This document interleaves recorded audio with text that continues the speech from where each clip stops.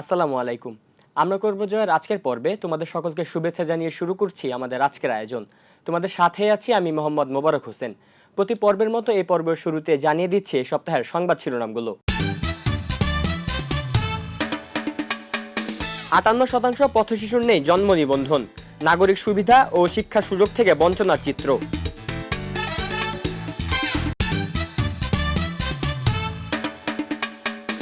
সড়কে অকাল মৃত্যু মিছিল, গতি ও ট্রাফিক আইন অমান্যের মাশুল দিচ্ছে সাধারণ মানুষ।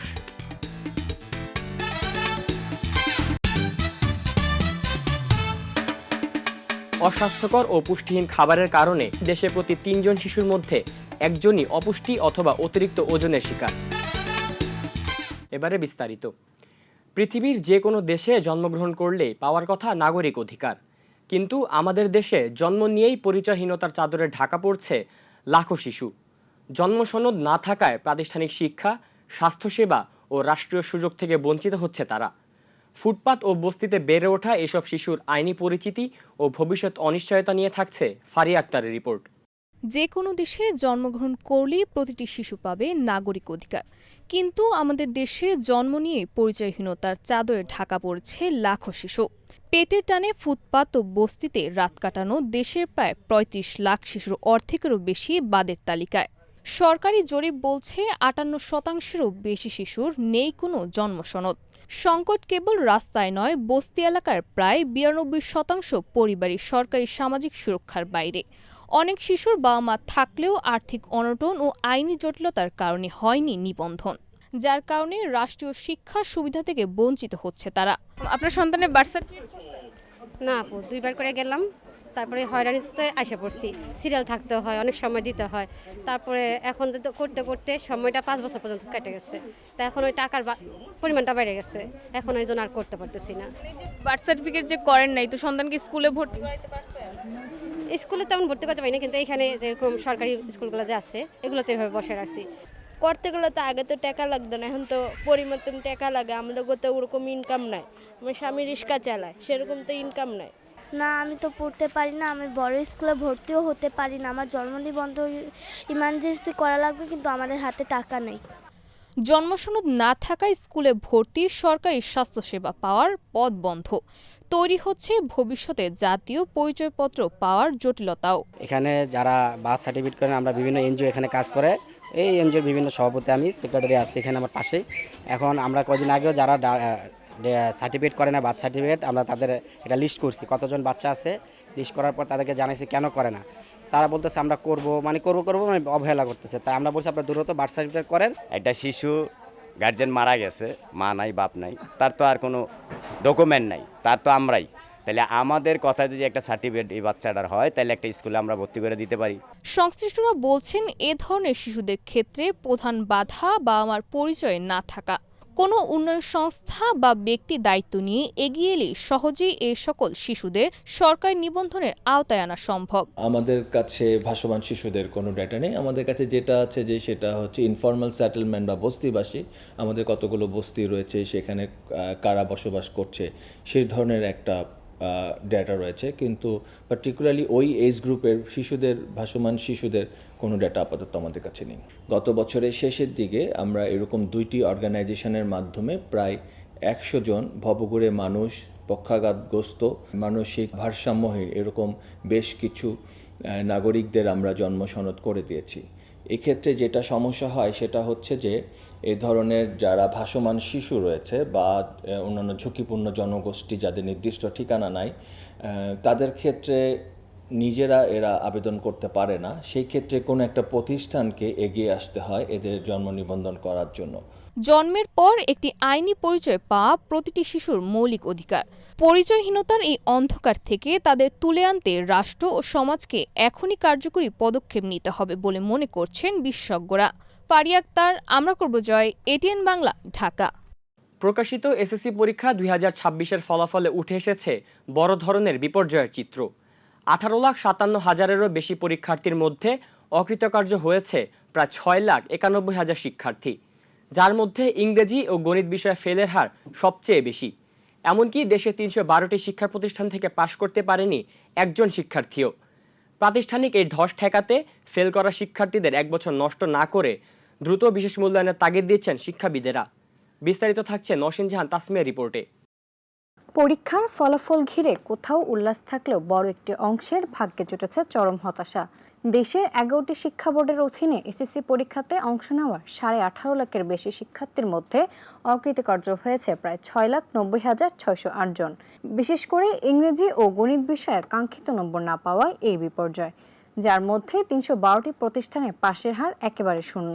সায়েন্সের শিক্ষার্থীরা উচ্চতর গণিতে খারাপ করার কথা ছিল, কিন্তু আসলে দেখা গেছে যে উচ্চতর গণিতে ওরা ভালো করেছে, কিন্তু গণিতে কিন্তু ওদের এই রেজাল্টের প্রত্যাশা ছিল না। তবে এটা আমার মনে হয় এখানে খাতা দেখার ক্ষেত্রে কোনো সমস্যা হয়েছে কিনা, অথবা নম্বর এন্ট্রি দেওয়ার সময় কোনো সমস্যা হয়েছে কিনা, সেটা মনে হয় আমরা একটু চিন্তা করতে পারি অথবা ভেবে দেখতে পারি। এই বিষয়গুলি এখন সরকার একটি নীতিমালার মধ্যেই তো হয়, হঠাৎ করে কি কর্তৃপক্ষ সেই নীতিমালা পরিবর্তন করতে পারবেন? কঠিন হবে বোধহয়। তো আগামীতে সেটা বিবেচনায় নেওয়া যেতে পারে যে সে তার ক্লাস অতিক্রম করে গেল, কিন্তু পরবর্তী সময়ে এই যে বিষয়গুলিতে সে ফেল করলো সেগুলি সাপ্লিমেন্টারি অথবা অন্যভাবে পরীক্ষা দিয়ে সে তার মূল শ্রেণীর সঙ্গে সে সম্পৃক্ত হবে। এই সুযোগটা থাকলে ভালোই হবে।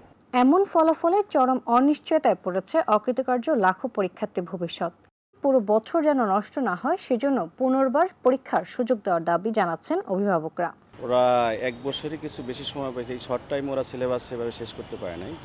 বাট সরকার এই ব্যাপারটা একটু নজর দিলে মনে হয়, একজন অভিভাবক হিসেবে মনে করি যে এটা একটু বেটার হইতো, সরকার যদি এই দিক দিয়ে একটু নজর দেয় আর কি।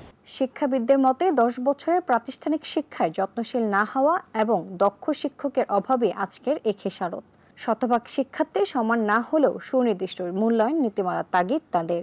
মূল্যায়নের মূল কথাটাই হলো যে যতটুকু পারে তাকে অতটুকুই তাকে করা, তাকে বলে দেয়া যে তুমি এতটুকু পারো, তোমার এখানে এখানে গ্যাপ আছে, এই জায়গাটা আইডেন্টিফাই করে দেয়া, কোনো সিল মেরে বাতিল করে দেয়া না। যে যেমন 7 লাখকে আমরা ফেল করে বললাম যে তুমি নাই, ট্র্যাকে নাই, ঠিক আছে, এটা একটা। তো এখন ওই 7 লাখের মধ্যে আমরা বললাম যে যারা উচ্চশিক্ষা নিতে চায় না, ফার্দার এডুকেশন চাচ্ছে না, তাদের কর্মে কিংবা ইয়ার জন্য হয়তো আমরা একটা নির্দিষ্ট লেভেল পর্যন্ত কনসিডার করতে পারি বিশেষজ্ঞ বোর্ড দ্বারা, যে এই জায়গায় এত কম নম্বর পেলেও আমরা একটা সার্টিফিকেট আমরা দিতে পারি তাদেরকে। কিন্তু কেউ যদি চায় যে না আমি ইন্টারমিডিয়েটে পড়তে চাই কিংবা হায়ার এডুকেশন আমি করতে চাই, তার জন্য তো একটা সুযোগ দেওয়া লাগবে। এই সুযোগটা কখনোই 1 বছর বসে থাকার মানে হয় না।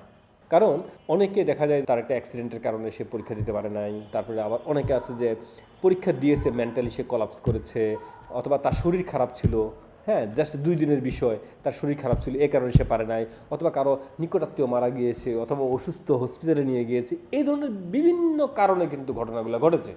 সুতরাং যারা আবার পরীক্ষা দিতে চায়, এটাকে 1 বছরে না গিয়ে আমি মনে করি যে 3 মাসের মধ্যে, ম্যাক্সিমাম 3 মাসের মধ্যে তাদেরকে আরেকটা পরীক্ষা দেওয়ার সুযোগ করে দেয়া। শিক্ষা ব্যবস্থার এই গাফুলতি ও অসঙ্গতি কাটিয়ে দ্রুত ব্যবস্থা না নিলে বিশাল এই অকৃতকার্য জনগোষ্ঠীর ভবিষ্যৎ বড় ঝুঁকিতে পড়বে বলে মনে করছেন সংশ্লিষ্টরা। নওশিন জাহান তাসমিয়া, আমরা করব জয়, ATN বাংলা, ঢাকা। আধুনিক জীবনযাত্রার ব্যস্ততা আর আকর্ষণীয় বিজ্ঞাপনের মোড়কে ফাস্টফুড ও প্রক্রিয়াজাত খাবারের প্রতি আশঙ্কাজনক হারে বাড়ছে শিশুদের নির্ভরতা। বিশ্ব স্বাস্থ্য সংস্থা ও ইউনিসেফের তথ্য মতে অস্বাস্থ্যকর ও পুষ্টিহীন খাবারের কারণে বর্তমানে দেশে প্রতি 3 জন শিশুর মধ্যে একজনই অপুষ্টি অথবা অতিরিক্ত ওজনের শিকার। বিস্তারিত সাবিহা আঞ্জুম পশুর রিপোর্টে। মুচমুচে ফ্রাইড চিকেন, বার্গার কিংবা চিজে ঠাসা পিৎজা, আধুনিক জীবনযাত্রার ব্যস্ততায় এই খাবারগুলো এখন আমাদের নিত্যদিনের সঙ্গী।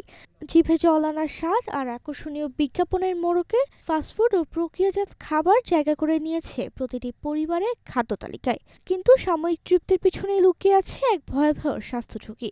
আমরা এখন ভেলপুরি খাচ্ছি।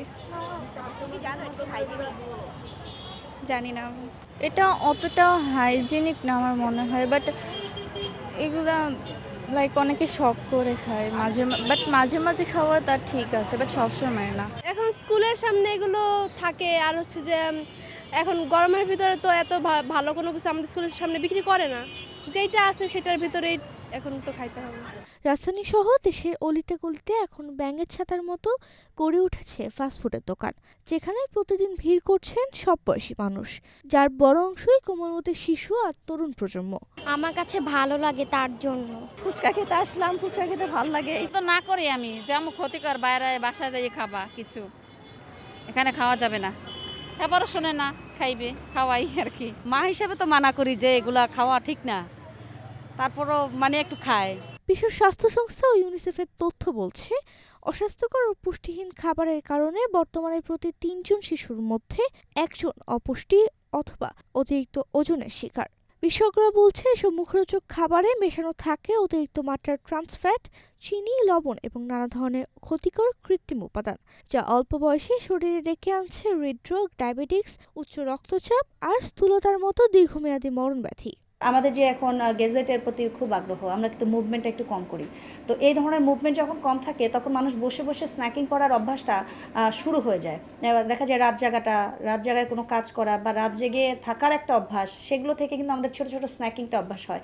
এই স্ন্যাকিংটাই বেসিক্যালি আমাদের স্বাস্থ্যকরের জায়গায় অস্বাস্থ্যকর অবস্থা তৈরি করে এবং অনেক সময় কিন্তু সচেতনতারও একটা বড় অভাব থাকে। আপনার খাবারটা যদি আপনি চান আপনার বাচ্চা খাবে, তাহলে আপনি প্লেট চেঞ্জ করে দিতে পারেন। আপনার ধরেন একটা সরাসরি সে চিকেনটা খেতে চাচ্ছে না বা ভেজিটেবল খেতে পারছে না বা চাচ্ছে না, আপনি একটা শাসলিকের মতো করে দেন, ওর ভিতরে আপনি বিভিন্ন ধরনের ফ্রুটস দেন, সালাদের আইটেম দেন, একটা চিকেনের আইটেম দেন, তাহলে কিন্তু আপনি একটা প্রপার খাবার ওকে দিতে পারছেন। যে কোনো একটা মিক্স ফ্রুটস দিলে বা মিক্স সালাদের আইটেম দিলে বাচ্চারা কিন্তু এটাকে আকর্ষণীয় পায়। তো আপনি যখনই বাচ্চার কালারটা চিন্তা করবেন যে বাচ্চা কোন কালারটা পছন্দ করে, ওরকম যদি একটা প্লেট দিয়ে বা একটা গ্লাস দিয়ে যদি আপনি বাচ্চাটাকে খাওয়াতে পারেন, তাহলে আমার মনে হয় আকর্ষণীয়টা মানে করলে পরেই সেই বাচ্চা সেটার প্রতি আকর্ষণ ফিল করবে। ঘরের তৈরি পুষ্টিকর খাবারগুলোকে যদি একটু ভিন্নভাবে এবং আকর্ষণীয় করে শিশুদের সামনে পরিবেশন করা যায়, তবেই তাদের ফাস্টফুডের মরণ ফাঁদ থেকে দূরে রাখা সম্ভব বলে মনে করছেন পুষ্টিবিদ। সাবিহানজুম পৌশি, আমরা করব জয়, ATN বাংলা, ঢাকা। প্রতিদিনই দেশের কোথাও না কোথাও বেপরোয়া গতি আর ট্রাফিক আইন অমান্য করায় প্রাণ হারাচ্ছেন পথচারী ও যাত্রীরা। গতির প্রতিযোগিতা, ফিটনেসবিহীন যানবাহন এবং চালকদের অসচেতনতায় সড়ক যেন এখন এক আতঙ্কের নাম। পরিসংখ্যান বলছে, কেবল গত 1 মাসেই সড়কে প্রাণ হারিয়েছেন 4 শতাধিক মানুষ। অকাল এই মৃত্যু মিছিল থামাতে কড়াকড়ি আইন প্রয়োগের জোর তাগিদ দিচ্ছেন সংশ্লিষ্টরা। আশিকুর রহমান আনমোলের রিপোর্ট।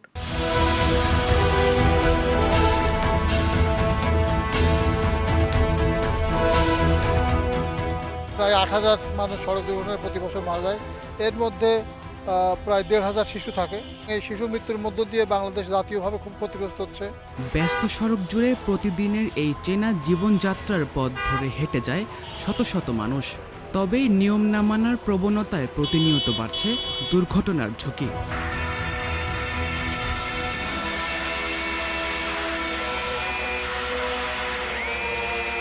চালকদের বেপরোয়া গতি, মোবাইল ফোন ব্যবহার, ট্রাফিক আইন অমান্য করা কিংবা অসতর্কভাবে রাস্তা পার হওয়াই যেন এই দুর্ঘটনার প্রধান কারণ। দেখেন 100টা গাড়ি চললে কিন্তু 60টা গাড়ির ড্রাইভারের ড্রাইভিং লাইসেন্স নেই। আর যাদের ড্রাইভিং লাইসেন্স আছে তারা কিন্তু ট্রেনিং দিয়ে ড্রাইভিং লাইসেন্সটা আনে না, কীভাবে আনে? দালালের মাধ্যমে। রাস্তায় দুর্ঘটনা হওয়া স্বাভাবিক। ওভারটেকিং, ওভার স্পিডিং, তারপর অনেক মানুষ আছে ফুট ওভারব্রিজ ইউজ করে না, তারা ভাবে সময় নষ্ট হবে, পায়ে ব্যথা হবে, এই কারণে ব্যবহার করে না। তারপর অনেক গাড়ি চালক আছে নেশাদ্রব্য গ্রহণ করে গাড়ি চালায়, তার কারণে অনেক সময় অ্যাক্সিডেন্ট হয়। ওভারব্রিজ দিবেন, ওটার উপর আবার ফুটপাথ বসাবেন, দোকানদার বসাবেন, ছিনতাইকার থাকবে, হিজলা থাকবে। আমি ওভারব্রিজ দিয়ে কেন ঝুঁকি নিয়ে যাব?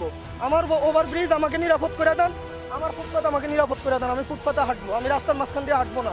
এই যে হাঁটতেছে, কেউ চিনে জেব্রা ক্রসিং কি? ড্রাইভাররা চিনে জেব্রা ক্রসিংয়ের উপরে গাড়ি ব্রেক করে বাধ্য হয়ে আপনি সামনে দিয়ে যান, অ্যাক্সিডেন্ট হয়। এখানে দেখেন গাড়ি কত দূর আগে গেছে কত, আমি ওখান দিয়ে আসবো কীভাবে? ওখানে জায়গা নাই, তো এর জন্য আমি সামনে দিয়ে আসলাম।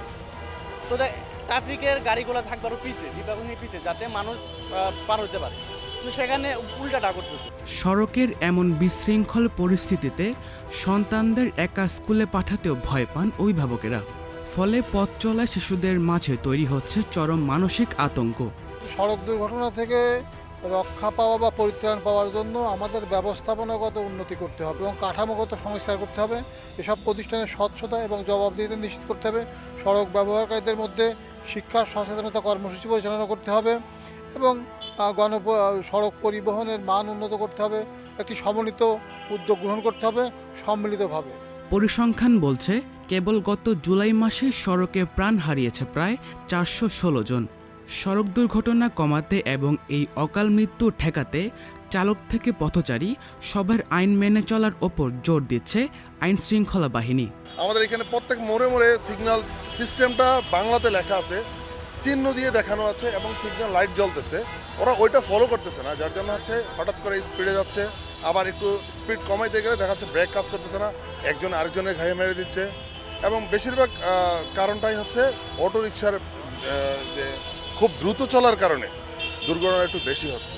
আর অন্যান্য গাড়ির ক্ষেত্রে হচ্ছে রাত্রেবেলা ওভার স্পিডে চলে। সংশ্লিষ্টরা বলছেন, নিরাপদ সড়ক গড়তে শিশু কিশোরদের ছোটবেলা থেকেই সড়ক ব্যবহারের নিয়ম শেখানো জরুরি। জোরদার করতে হবে সচেতনতামূলক প্রচারণা। আশিকুর রহমান আনমোল, আমরা করব জয়, এটিএন বাংলা, ঢাকা। একসময় বলা হতো যক্ষ্মা হলে রক্ষা নেই, কিন্তু আধুনিক চিকিৎসার যুগে সে ধারণা এখন পুরোপুরি ভুল। সময় মতো চিকিৎসা নিলে খুব সহজে দূর হয় যক্ষ্মার জীবাণু। তবে সঠিক পুষ্টির অভাব আর সচেতনতার ঘাটতিতে অনেক শিশুই আক্রান্ত হচ্ছে এই রোগে। ভয় না পেয়ে সময় মতো চিকিৎসা নেওয়ার গুরুত্ব তুলে ধরছেন চিকিৎসকেরা। মারিয়া আফরিন মাহির রিপোর্ট। যক্ষ্মা একটি সংক্রামক ব্যাধি, যা মূলত আক্রান্ত ব্যক্তির হাঁচি বা কাশির মাধ্যমে বাতাসে ছড়ায়। পরিবারের বয়স্ক কারো যক্ষ্মা থাকলে কোমলমতি শিশুদের এই রোগে আক্রান্ত হওয়ার ঝুঁকি সবচেয়ে বেশি থাকে। তাই দীর্ঘদিন কাশি, ঘন ঘন জ্বর, ওজন কমে যাওয়া কিংবা শরীর দুর্বল হয়ে পড়ার মতো লক্ষণ দেখা দিলেই দ্রুত চিকিৎসকের কাছে নেওয়া জরুরি। প্রথম জ্বর থেকে খিঁচুনি হয়েছিল, আর এখানে টনসিলের মতো 3টা গোটা উঠছিল। এখান থেকে খিঁচুনি থেকে আপনার হচ্ছে শ্বাসকষ্ট, তারপরে হাম উঠছিল, এরপরে হচ্ছে ওর টিবি রোগ ধরা পড়ছে, আর এখন নাকি ফুসফুসে বেশি অংশই নষ্ট হয়ে গেছে। এই 10 তারিখ আসলে 2 মাস হবে ওষুধ খাওয়াইতেছে। এর মনে করেন সাড়ে জ্বর, আজকে 1 মাসের উপরে জ্বরটা, মনে করেন একদিন বেলা 2 দিন খারাপ, এক বেলা আরেকবার জ্বর, একতলা জ্বর আজকে 1 মাসের উপরে। এই জিনিসটা দেখা দিচ্ছে। হালকা বমি আর বুইয়া, কাশ নাই, কাশ কম, বমি আসছিল হালকা, কাশও হালকা ছিল, জ্বর বেশি ছিল। অ্যান্টিবায়োটিক দেওয়া হয়েছে 15 দিন, কমেনি। মানে এইটা ধরা পড়ছে পরীক্ষা নিরীক্ষা পরে গিয়ে রক্ত পরীক্ষা, কফ পরীক্ষা, পেশাব পরীক্ষা করার পরে পায়খানা পরীক্ষা এই জিনিসটা ধরা দিচ্ছে। কইছে তো 6 মাস, একটা দিচ্ছে 2 মাস ওষুধ খাওয়াইতে, আর একটা দিচ্ছে 6 মাস খাওয়াইতে। ফ্রি হইলে তো সম্ভাবনা আছে, সারা সম্ভাবনা আছে। বিশেষজ্ঞরা বলছেন, শিশুদের ক্ষেত্রে যক্ষ্মার প্রাথমিক লক্ষণগুলো অনেক সময় স্পষ্ট বোঝা যায় না, তাই সামান্য অবহেলাও ডেকে আনতে পারে বড় বিপদ। বড়দের টিবি যেরকম সাইন সিমটম যেরকম থাকে, এই বিকেলে রাত্রে জ্বর আসা, কাশি হয়, কাশির সাথে রক্ত পড়ে, বাচ্চাদের কিন্তু এরকম সিমটম না। বাচ্চাদের হচ্ছে যে সিমটমগুলি থাকে অনেকটা নিউমোনিয়ার মতো। আমরা অনেক সময় নিউমোনিয়া বলে এটা ভুল করে ফেলি। তো এই জন্য অনেক সময় বাচ্চাদের ওই রোগটা ধরা যায় না। 2 নম্বর কথা হচ্ছে যে বড়দের যেমন কাশি পরীক্ষা করা যায়, বাচ্চাদের কিন্তু কাশি পরীক্ষা করা যায় না। একটা বাচ্চাকে বললেই কাশি দিতে পারবে না। তো আমরা এখন নতুন প্রযুক্তি হয়েছে, বাংলাদেশে এখন চালু হয়েছে, যেমন জিন এক্সপার্ট বলে, ওটা আমরা পায়খানাটা পরীক্ষা করতে পারি। এখন এই জন্য আমরা কিছুটা রোগ আগের তুলনায় একটু বেশি ধরতে পারি বাচ্চাদের যক্ষ্মাটা। আর তৃতীয় কথা হচ্ছে, যে বাসায় একটা টিবি রোগী আছে, তো ওই বাসার ভিতরে 5 বছরের নিচের বাচ্চা সবগুলি ভালনারেবল, সবগুলি হচ্ছে টিবি রোগে আক্রান্ত হওয়ার প্রবণতা অনেক বেশি বড়দের তুলনায়। 2 সপ্তাহের বেশি জ্বর অথবা 2 সপ্তাহের বেশি কাশি, নর্মালি যে অ্যান্টিবায়োটিক যেগুলি দিচ্ছে ডাক্তার, এগুলিতে ভালো হচ্ছে না। নেবুলাইজ করি আমরা বাচ্চাদেরকে, ওটিতে ভালো হচ্ছে না। বাচ্চাদের ক্ষুধাটা কমে যাচ্ছে, দিন দিন শুকিয়ে যাচ্ছে, ওজন কমে যাচ্ছে, আর বাচ্চাটা খেলাধুলা করে না, সবসময় হয়তো একটু কান্নাকাটি করে অথবা এক জায়গায় বসে থাকে, নড়াচড়া কম করে। এই বাচ্চাগুলি এরকম যদি কারো সিমটম দেখা দেয়, অবশ্যই আপনি নিকটস্থ হাসপাতালগুলিতে যোগাযোগ করেন। জন্মের পরপরই বিসিজি টিকা দেওয়া, শিশুকে ধোয়া ও ধুলোবালি থেকে দূরে রাখা এবং ঘরে পর্যাপ্ত আলো বাতাসের ব্যবস্থা নিশ্চিত করা প্রয়োজন। পারিবারিক সচেতনতা, দ্রুত রোগ শনাক্তকরণ এবং সঠিক চিকিৎসার মাধ্যমে নিশ্চিত হতে পারে শিশুদের যক্ষ্মামুক্ত ও সুস্থ সুন্দর ভবিষ্যৎ। মারিয়া আফরিন মাহি, আমরা করব জয়, এটিএন বাংলা, ঢাকা। দেখতে দেখতে শেষ হয়ে গেল আমরা করব জয়ের জন্য নির্ধারিত সময়। তোমাদের ভালো লাগা, মন্দ লাগা কিংবা পরামর্শমূলক কিছু থাকলে তা তোমরা আমাদেরকে চিঠি লিখে জানাতে পারো। আমাদেরকে চিঠি লিখবার ঠিকানা: পরিচালক আমরা করব জয়, ATN Bangla, multimedia production company limited, ওয়াসা ভবন, 2য় তলা, 98 কাজী নজরুল ইসলাম এভিনিউ, কারওয়ান বাজার, ঢাকা 1215, বাংলাদেশ। এছাড়াও চাইলে তোমরা আমাদেরকে ইমেল করতে পারো। আমাদের ইমেল অ্যাড্রেস atn.amrakorbojoy@gmail.com। এছাড়াও চাইলে তোমরা আমাদের সঙ্গে সরাসরি ফোনে যোগাযোগ করতে পারো 01536119945। এই ছিল আমাদের আজকের আয়োজন। দেখা হবে আগামী পর্বে নতুন কোনো সংবাদ কিংবা পুরনো কোনো সংবাদের নতুন কোনো অগ্রগতি নিয়ে। সেই পর্যন্ত তোমরা সকলে ভালো থেকো, সুস্থ থেকো এবং চোখ রেখো এটেন বাংলা পর্দায়। আল্লাহ হাফেজ।